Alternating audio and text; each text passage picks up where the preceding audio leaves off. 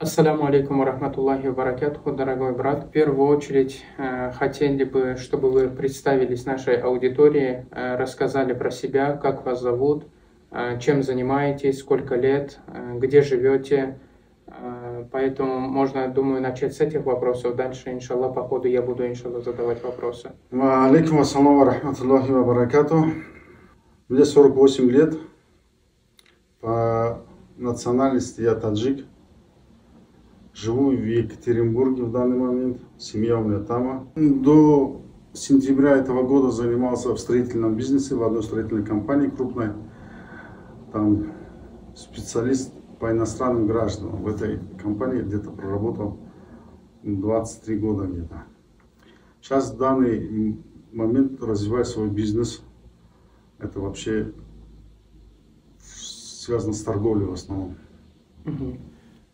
Очень частый вопрос поступает относительно того, как вы оказались на этом рейсе Баку-Грозный. Вот про это можете немножко рассказать? У меня встреча была в Грозном, поэтому я быстро билет взял.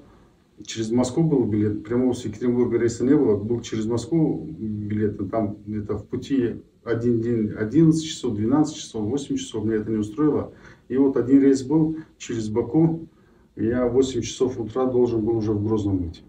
И меня это как бы устроило, пересадка была в Баку, вот поэтому я взял вот этот билет на этот рейс Екатеринбург-Баку, Баку-Грозный.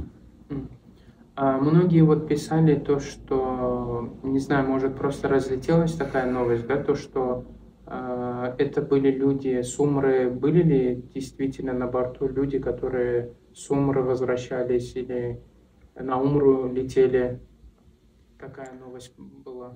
На борту были верующие люди, были и женщины верующие, потому что по внешнему виду они были в сатре, были с нуром люди. Хороший у них приятный нур был.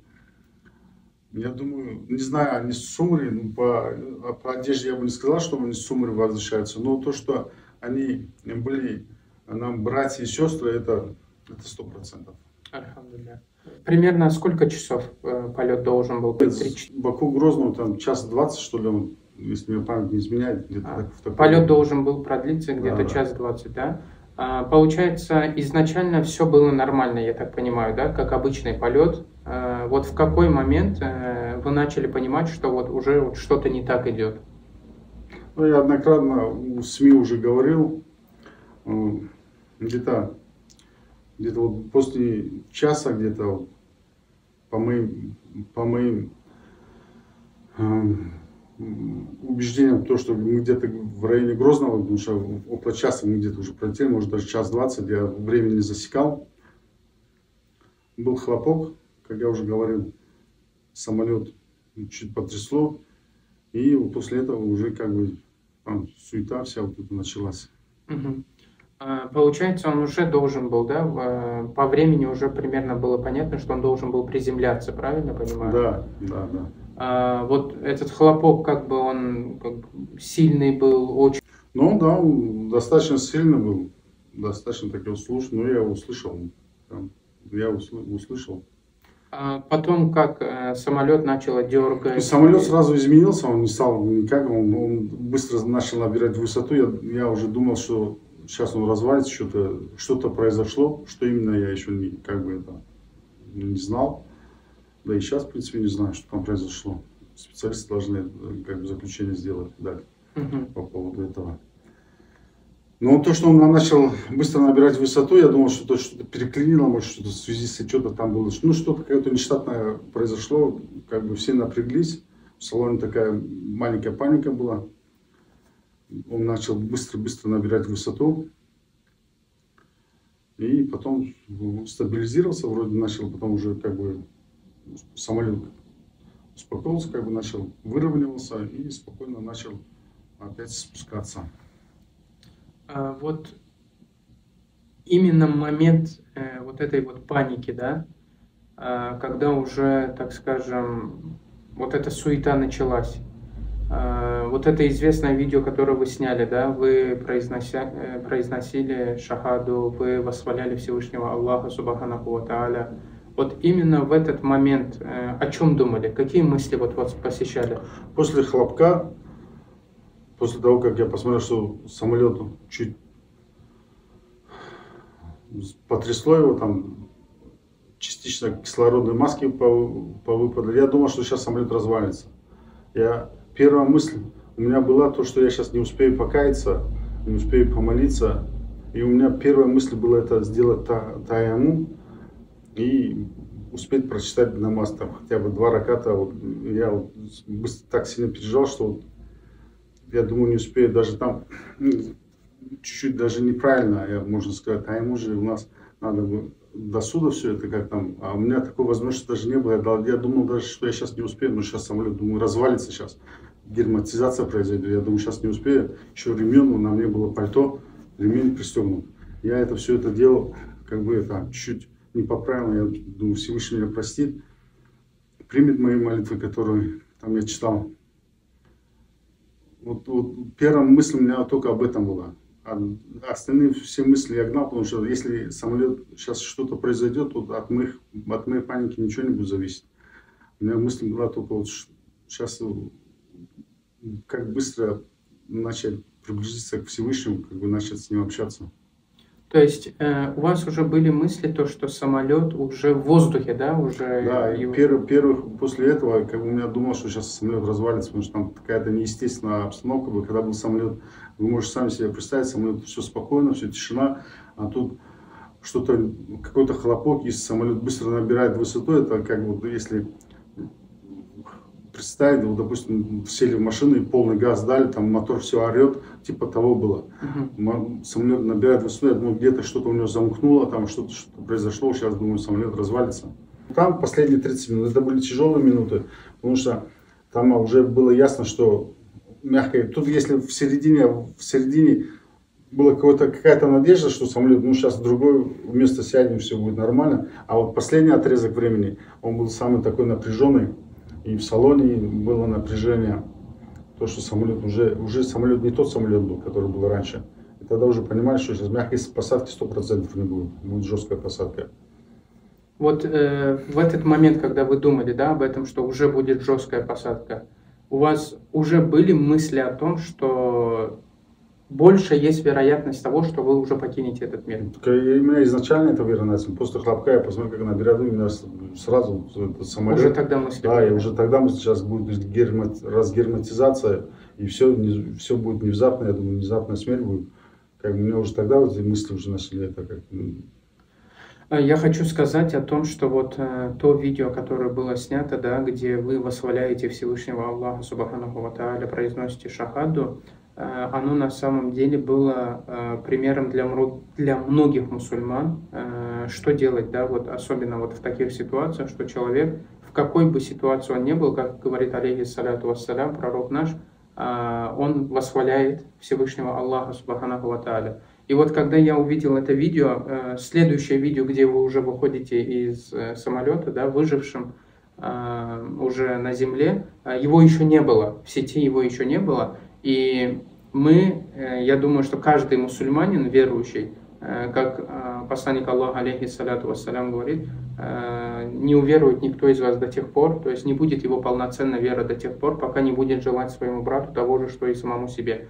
Тогда уже, вот мы же не знали, что вы выживете, да, или не выживете. Уже тогда я думаю, что каждый мусульманин, у него в сердце было, чтобы Аллах ввел вас в райские сады, иншаллах, то есть чтобы Аллах простил вам ваши грехи и так далее. То есть вот этот пример ваш служит примером для всех, что в этих ситуациях, да, и не только в этих ситуациях, постоянно нужно быть со Всевышним Аллахом, Субханаху ва Тааля, не терять с Ним связь, и особенно в таких вот ситуациях. Я хотел что спросить.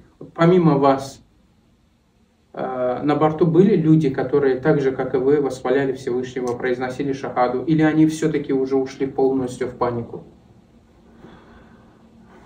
Когда нештатная ситуация произошла, я как бы громко сказал «Аллаху Акбар», начал шахаду произносить громко, потом дальше во время всего этого полета я громко говорю, у меня такая идея, думал, что сейчас меня будут подхватывать. У меня желание было даже, чтобы меня подхватили рядом сидящие, чтобы это вот шахада или там такбир на весь самолет распространилось.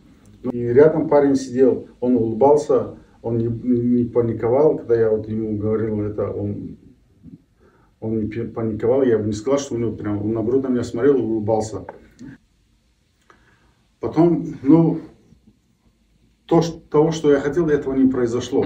Этого не произошло, потому что там еще работала стюардесса, свои обязанности выполняла. Все внимание на нее было, люди переключились на нее.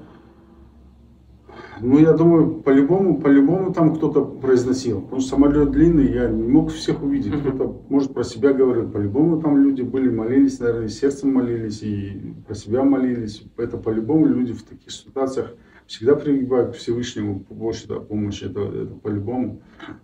Я думаю, были такие люди. Альхамдулилля. Вот именно вот в момент удара, да, вот когда уже самолет ударился об землю, вы себя как чувствовали? То есть, что было с вашим телом? Что-то поранили, что-то сломалось?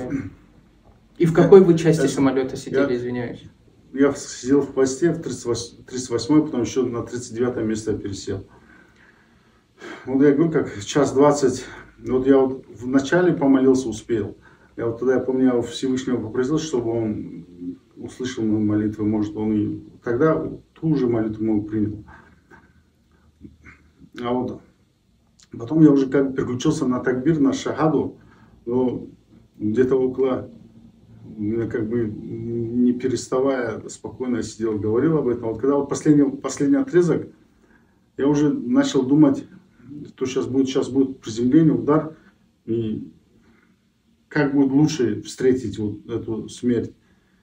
И у меня возникла такая вот сердце, вот Всевышний, я говорю, Всевышний подсказывает. У меня возникла мысль, а что если я буду в земном поклоне буду в это время?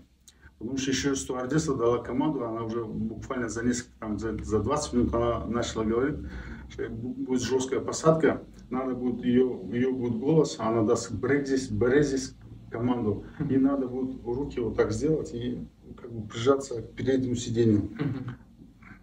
Я думаю, вообще тут и в саждан как раз я буду находиться, и по инструкции как бы так. Про себя вот думал, что лучше, чтобы я находился в сажда во время намаза. Я 2 раката прочитал, но уже самолет на земле был. Но 2 раката прочитал, самолет не падает, как бы еще далеко. Я в это посмотрел, салам сделал, в это посмотрел, мы еще метров, может 200, метров 100 мы были. Да, ну а он уже потихоньку уже спускался. И потом я решил еще 2 раката. И с последнего раката я уже для себя уже намерение сделал, что с последнего раката я уже как бы не поднимусь, а останусь вот на сажда. И до самого столкновения с землей. У меня такое намерение было.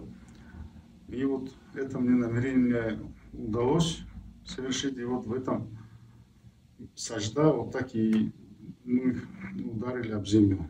Я бы не находился в это время в сажда.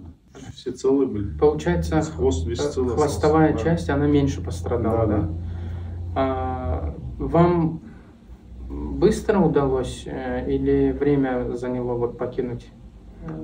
После того, как самолет столкнулся, меня тут что-то побросило, по головой побило.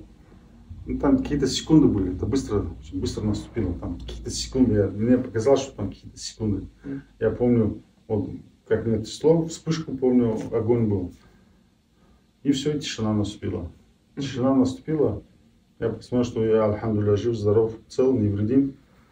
Удивился этому. Вот, оказывается, Всевышний может и это.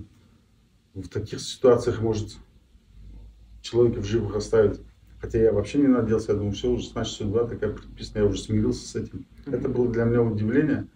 И, альхамдулилля, я отстегнулся и потихоньку уже начал смотреть, где выход, надо выбираться. Альхамдулилля. И, наверное, вот крайний вопрос, который я хотел вам задать.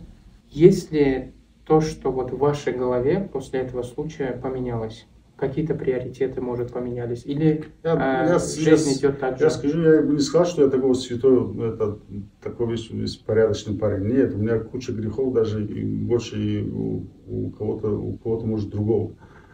Я бы не сказал, что это. Я даже когда иногда думаю, вот я вот, вы сами вот для мусульманской аудитории, другие меня не поймут, целый час 20 я от первого ролика видео и от второго, там где-то час 20 у меня разница в телефоне. Вот я час 20 я готовился уже все, предстать перед Всевышним. Час 20 я себя и такбир говорил, я астагфируллах говорил, восхвалял и шахаду, и намаз успел прочитать, и дуа просил перед 2 раката я у Аллаха. А когда тут в сажда ушел, я в сажда был, как бы, это можно сказать, час 20 я готовился к смерти. Это, я думаю, не каждому это дано, чтобы вот так перед смертью, вот такое время, чтобы у человека было такое время подготовиться. Я, альхамдулилля, час 20 готов, но видите, я же остался жив. Вот я думаю сейчас, тут два ответа. Или я не заслужил рай, Всевышний посчитал, что ты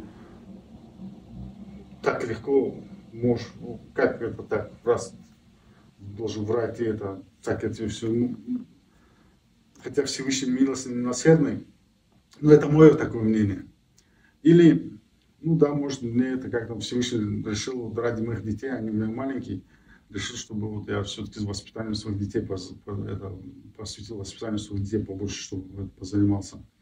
Как бы тут главное вот в моей ситуации, что дальше будет, как я дальше уйду с этой жизни. Вы же сами знаете, что смерть у нас вот настолько близко, как вот жилка на шее. Как вот я подготовленно уйду или не подготовленно уйду с этой жизни. Вот меня сейчас что мучит. Вот это меня мучит. Тут я целый час готовился, а дальше что? Дальше как я вот уйду с этого? Вот у меня сейчас большая ночь. Поэтому после этого я думаю, во мне поменялось. Я хочу поработать, чуть больше поработать над собой. Может даже чуть позаниматься, поменьше мирскими делами, может уделить духовному своему развитию, как-то углубиться чуть туда, чуть как бы Всевышний, можно сказать, с неба спустил, как у нас говорят, где-то в облаках я летал, мечтал о чем-то, а тут после такого случая как бы спустился на землю.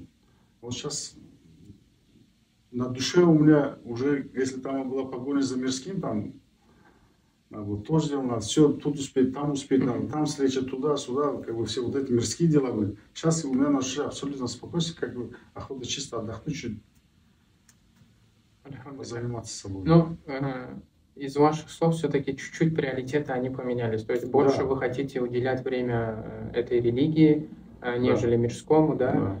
Я хотел выразить благодарность вам за то, что, наверное, это все не случайно, по предопределению Всевышнего в мечети мы с вами встретились, и встретились именно, да, около кабинета муфтия, там познакомились с вами, и я просто решил снять с вами видео, потому что у многих людей есть вопросы, как это все происходило и так далее.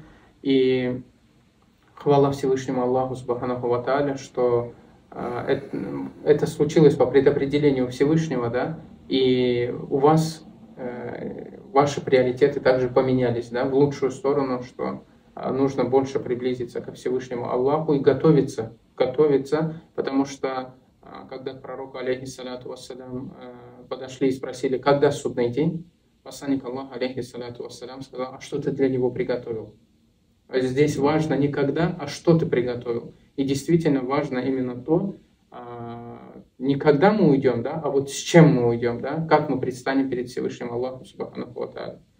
Спасибо вам большое. Джазакаллаху хайран. Ассаламу алейкум ва рахматуллахи ва баракатуху.